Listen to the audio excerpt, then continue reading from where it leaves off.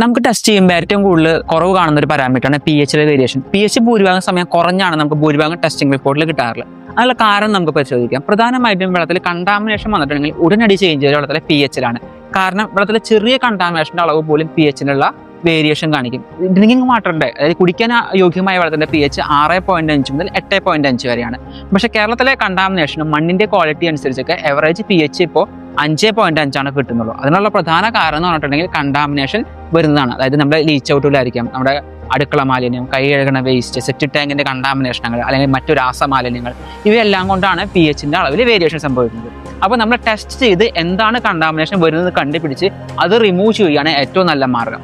അതിനുശേഷം ഒരു റിങ് വെള്ളത്തിലേക്ക് 125 ഗ്രാം കുമ്മായം, ഒരു ഏകദേശം നമുക്ക് ഒരു പി എച്ച് 5.2, 5.5 റേഞ്ചിലുള്ള ഞാൻ പറയുന്നത് ഒരു റിങ് വെള്ളം എന്ന് ഉദ്ദേശിക്കുന്നത് 4000 ലിറ്റർ വെള്ളത്തിലേക്കാണ് നമ്മൾ ഒരു 125 ഗ്രാം കുമ്മായം റെക്കമെൻഡ് ചെയ്യുന്നത്. അത് രാത്രി ആഡ് ചെയ്ത് കഴിഞ്ഞാൽ രാവിലെ ആകുമ്പോഴേക്കും പി എച്ച് കറക്റ്റ് ആയിട്ടുണ്ടായിരിക്കും. നമ്മളിത് 14 ദിവസം കൂടുമ്പോൾ റിപ്പീറ്റ് ചെയ്യാം. ഞാൻ വേറെ കാര്യം പ്രത്യേകം ഓർമ്മിപ്പിക്കുന്നു, കണ്ടാമിനേഷൻ വരുന്നത് കൊണ്ടാണ് പി എച്ചിൽ വേരിയേഷൻ സംഭവിക്കുന്നത്.